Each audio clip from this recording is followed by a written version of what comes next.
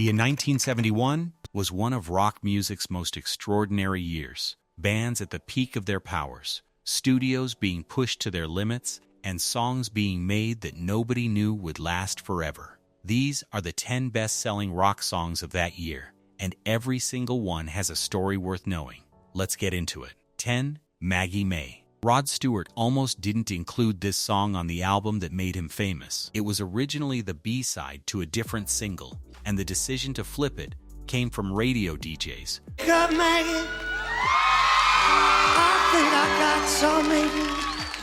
who kept playing the wrong side and generating an audience response that the label couldn't ignore. Stewart wrote it about a real woman, an older figure who had a significant influence on his early life.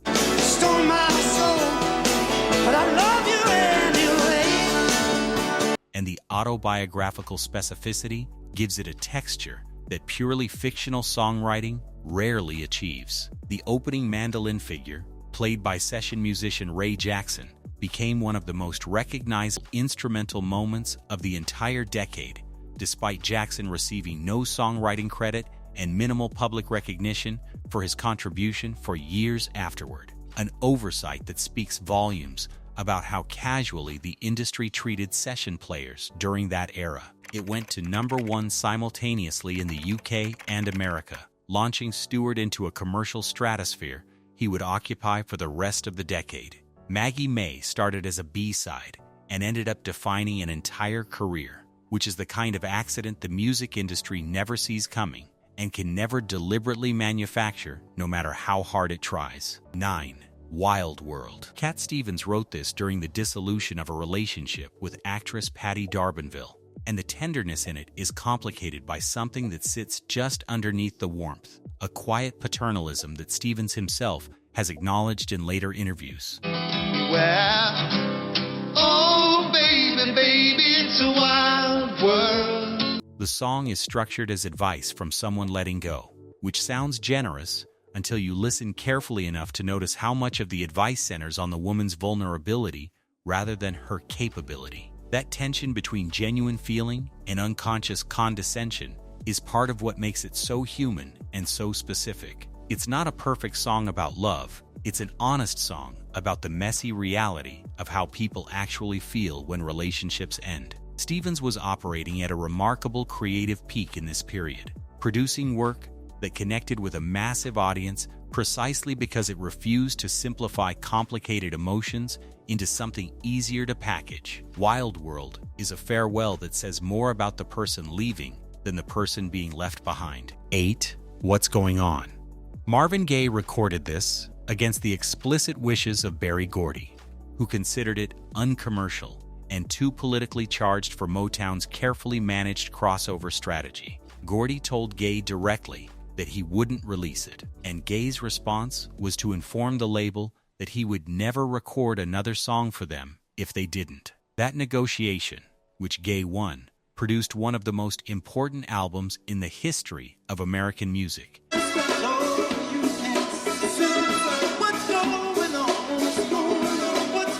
And permanently changed what soul music was considered capable of saying. The song was inspired partly by a story Gaye's brother Frankie told about returning from Vietnam and feeling completely disconnected from a country that had sent him there. And that specific human experience at the root of the lyric gives it an emotional weight that pure political songwriting rarely achieves, no matter how well-intentioned it is. The orchestral arrangement, lush, layered, and completely at odds with what Motown had been making, was another deliberate provocation aimed at expanding what the label's audience was willing to accept. Marvin Gaye threatened to walk away from everything he had built to get this song released, and the music he made with that freedom changed what popular music was allowed to talk about in ways that are still being felt today. 7.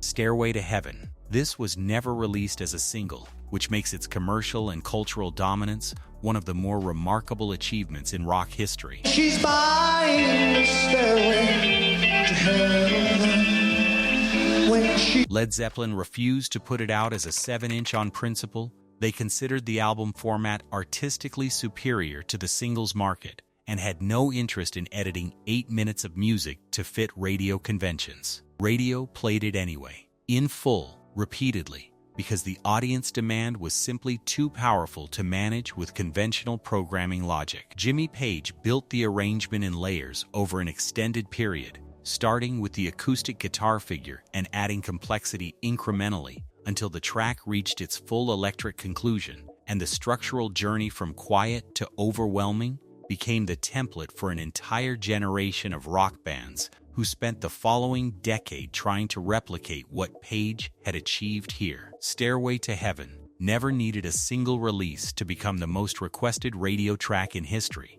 which tells you everything about the difference between commercial strategy and genuine cultural force. If you're enjoying this one, hit subscribe. We cover stories like this every week, and you won't want to miss what's coming next. 6. Brown Sugar. The Rolling Stones released this as the lead single from Sticky Fingers, and it went to #1 on both sides of the Atlantic almost immediately.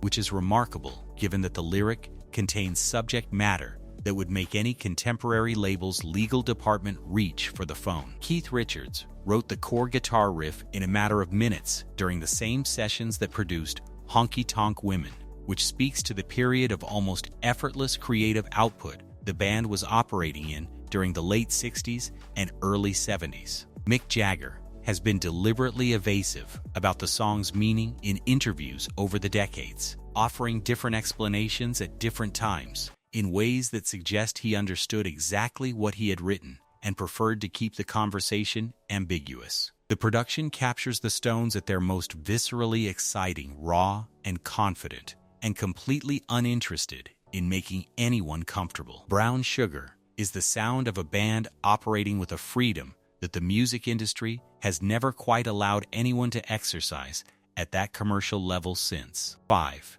Tiny Dancer. Bernie Taupin wrote the lyric for this while traveling through America with Elton John's early touring band, and the woman at the center of it was based on a real person, one of the seamstresses and girlfriends who traveled with rock bands in that era, doing the invisible work that kept the whole operation moving while receiving none of the credit or the recognition. Taupin was capturing something specific about a particular moment in American rock culture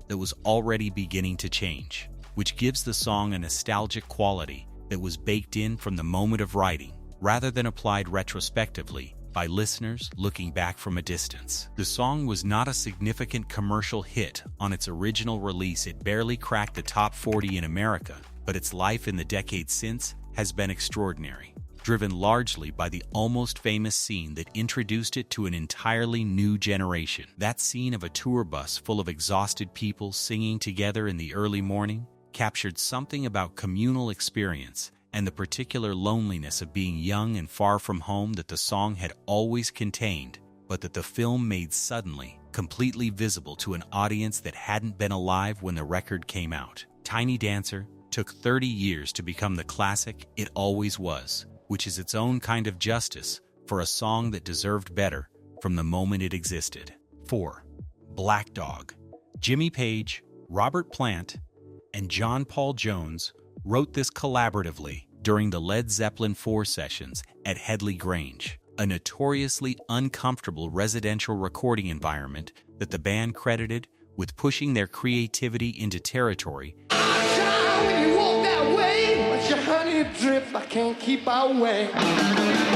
they wouldn't have found in a conventional studio. The title came from a black Labrador that wandered around the property during the sessions, which is a deliberately mundane origin story for one of the most technically complex rock recordings of the era.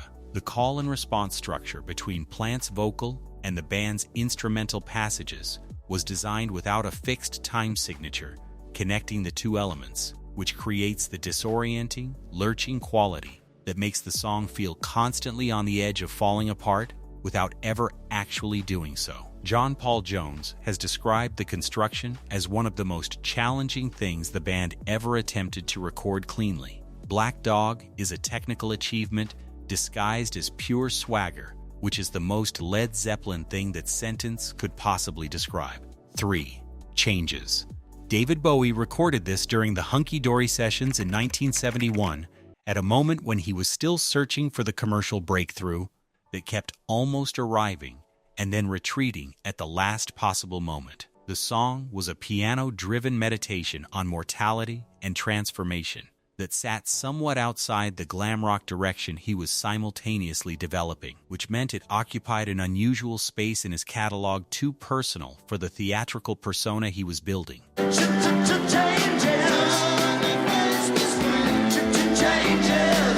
Too polished for the underground credibility he was also trying to maintain. Rick Wakeman played the piano arrangement and has spoken about recording it in a single session with almost no preparation, responding instinctively to a chord progression that Bowie brought in already emotionally complete and essentially ready to record without significant alteration. The commercial performance was modest at the time, but its reputation has grown steadily across 5 decades as each new generation discovers it at exactly the moment in their lives when the lyric lands with full force. The line about not wanting to be a richer man sitting next to the observation that time may change him, but he can't trace time, operates on a level of self-awareness that Bowie himself would spend the rest of his career trying to live up to, and largely succeeding. Changes is a song about becoming someone different, made by a man who was about to do exactly that on a scale nobody around him could yet see coming. 2. Won't Get Fooled Again. Pete Townshend wrote this as a deliberately ambiguous political statement, not a straightforward protest song, but something more uncomfortable, a warning about the cyclical nature of revolution that manages to be simultaneously radical and deeply skeptical of radicalism itself. The synthesizer sequence that runs through the entire track was one of the most ambitious uses of the instrument in rock music at that point. We don't get fooled again.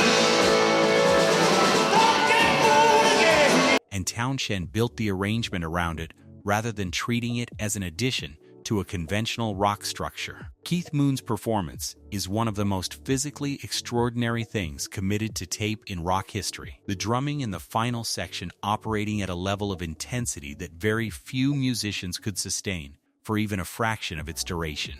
Roger Daltrey's scream before the final verse has been cited repeatedly as one of the single greatest moments in rock music, arriving with a force that the production does nothing to soften. Won't Get Fooled Again is a 6-minute argument with itself that somehow arrives at a conclusion more powerful than either of its competing positions. 1. Layla. Eric Clapton wrote this about Pattie Boyd, who was at the time married to his closest friend George Harrison, and the desperation in it is not manufactured or performed. It is the direct emotional output of a man in a genuinely agonizing situation. You got me on my knees.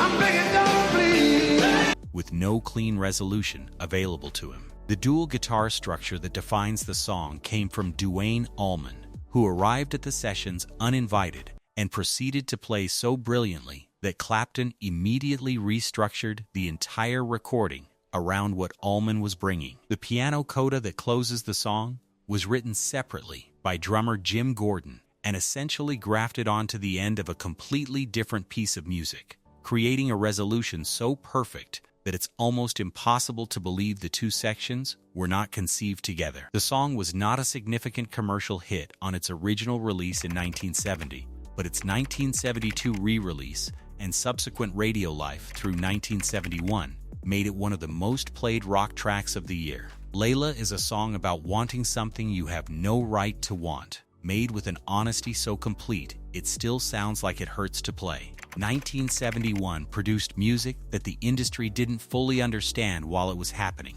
Too ambitious, too long, too honest, too strange for the commercial machinery that was supposed to contain it. The songs that survived did so because they were built from something real. That's why they're still here. Subscribe, and we'll see you in the next one.